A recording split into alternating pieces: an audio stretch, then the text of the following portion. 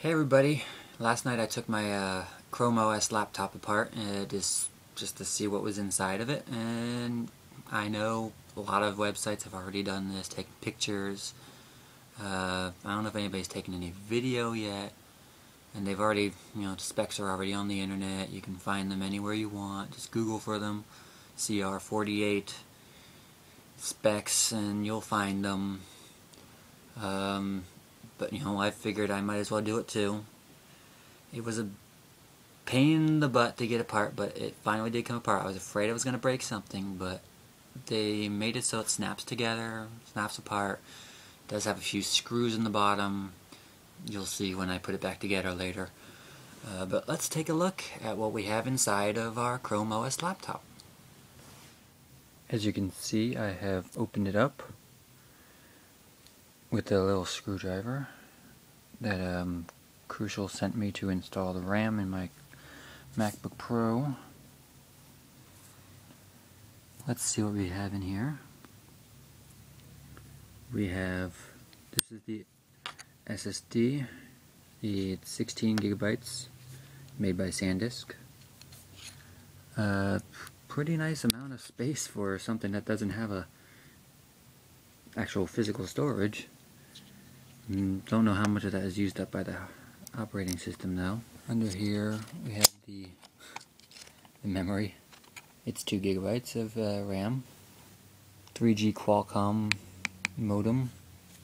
Under this is I think it's the Wi-Fi chip. The battery for storing, computer related stuff. The keyboard is under here. I'm not going to dive in there because, I want this thing to be able to put back together. These on the sides here, each side has one. These are speakers. I already took them off and realized they were speakers. It's got a fan. I'm not going to take the board off because it seems to be stuck on something and I really don't want to take it all completely apart. But underneath, about here, is the Intel chip, the Atom 1.66 gigahertz processor. This board is codenamed Mario for some reason. As you can see on the battery, this computer is Mario. It's written here too. Also, this is a SIM card slot. I guess you'll be able to put your own SIM card. It's labeled here. And this right here is the dip switch for turning on Jailbreak Mode. If I flip it to the left, it'll go into Jailbreak Mode. I don't have the right tools to get it to load anything from it, but I'll look into it. Maybe I'll do another video. Well, I have the switch turned to the left. Let's turn it on and see what happens. It's plugged in. Turn it on. And it goes into recovery mode. If I press space, it tries, but it doesn't do anything. Apparently, you have to go to a website and get a recovery disk and then compile it in Linux and all that fun crap. Maybe I'll look into that later. But anyway, I'll just turn it off. Let's put it back together. Okay. This should just snap back together. Back into place. Look at that, back. All snap back together. Snap down, snap down. Snap, snap, snap. Snap. Alright, I found it easier to get the end piece on if I took out the SD slot holder. This little plastic piece of plastic that came inside the slot to keep dust out, I guess. You can always keep that in there if you want. It protects it. Whatever. These are all the screws that you had to put back in. Like These two big ones go into here.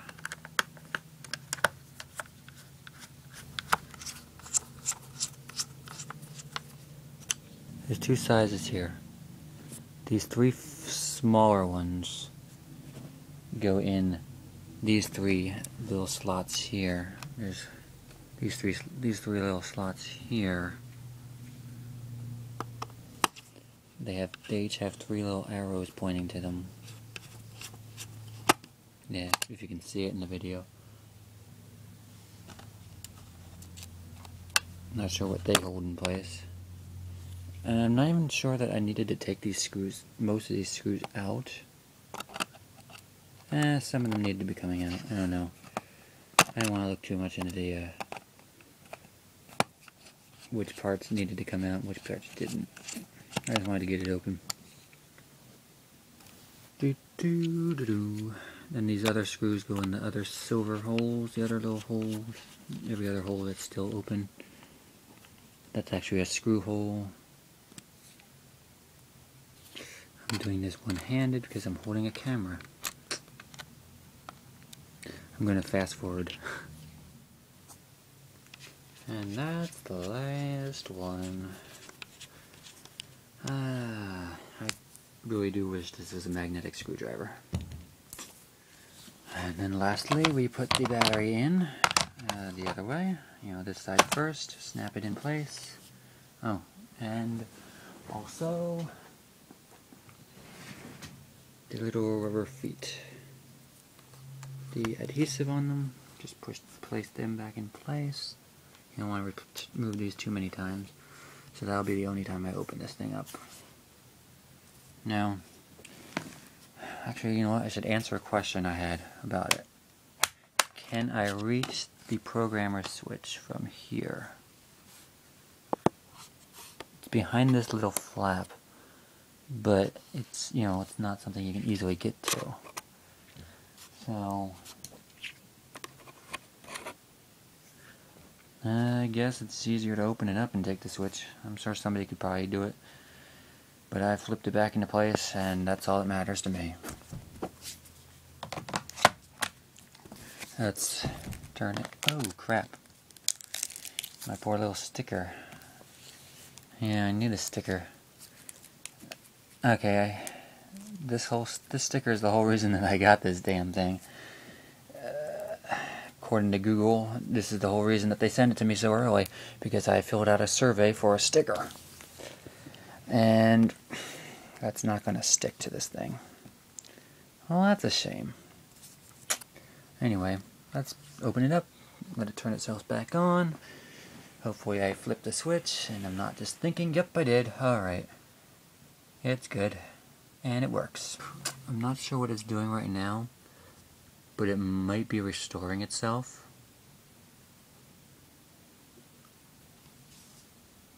Yeah, it might be restoring itself so that it can fix itself. Yeah, it erased itself. Alright, well, let's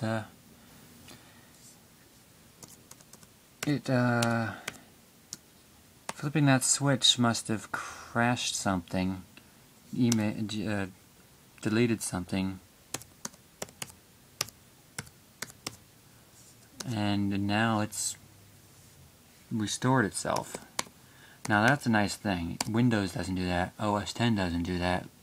I don't know of any other Linux that does that. But this thing fixes itself. Oh, I gotta take another picture? I like my other picture. Fine.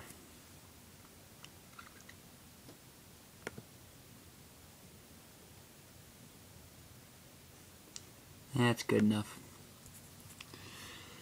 And we're back. It's going to download all my settings and everything, get itself all back up to date, which is nice. And there it goes, it installed my theme automatically. go back onto the developers channel. System, I think that's what time zone is. There we go. No, Eastern. Turn off tap to click. I don't like that. It's too sensitive. Okay. Anyway, turns out the caps lock key is not missing after all. This search button here can be changed to any of these keys, including caps lock.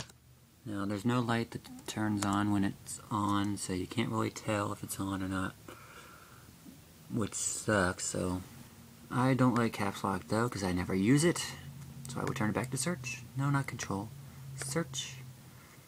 Also, you'll notice I swapped the Alt and Control keys. I swapped them because it makes it more Mac-like. If you have a Mac and you're used to holding Command, which is on this side, for all the key commands in your browsers and programs, changing this from the Control and Alt, swapping the Control and Alt will make it easier for you.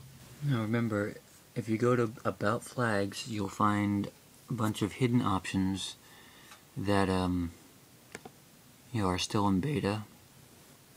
Okay, I wanted to do a benchmark of the SunSpider. I wanted to see how fast this computer is JavaScript wise.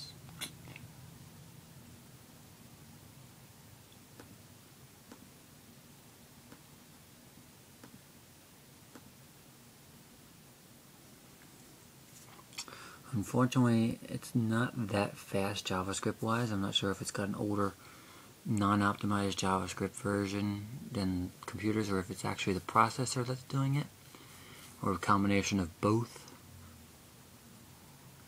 Probably a combination of both. I mean, it isn't a very fast processor. It's not supposed to be very fast. It's supposed to be lightweight and, cool to the touch.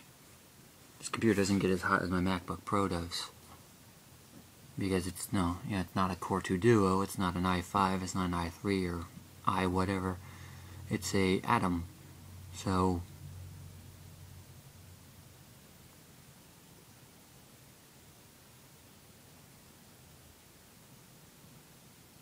it's still going, looping through all the tests and getting averages and all that stuff. There it goes, okay.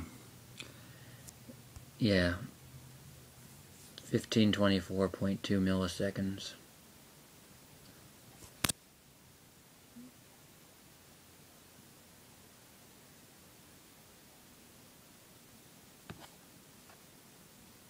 Now let's compare that to my other computer.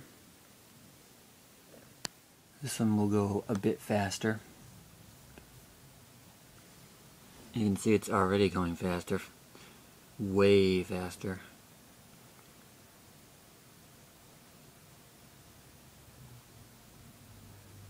Way faster. And it should finish any second now.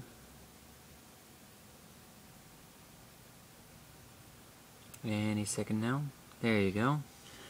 As you can see, it got a 353.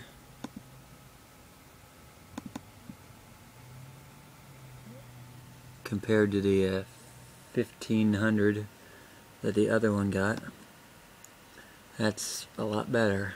A lot better. And so it's not really meant for super fast stuff.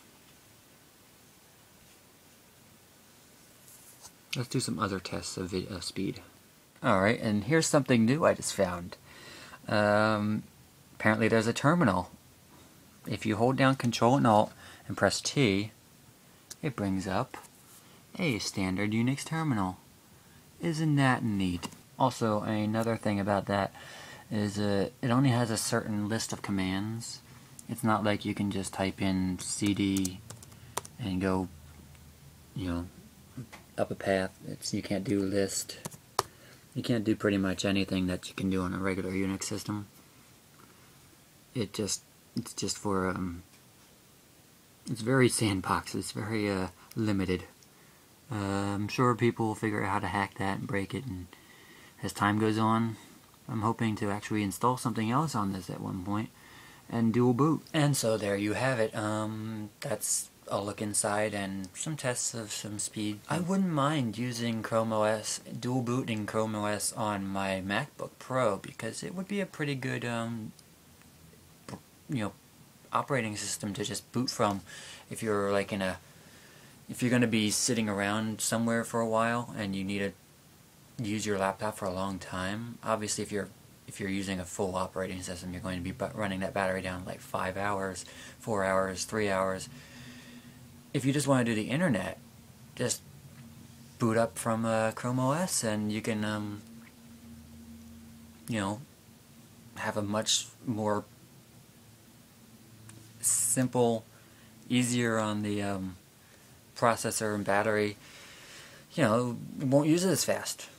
And I think the future for ChromeOS is pretty bright.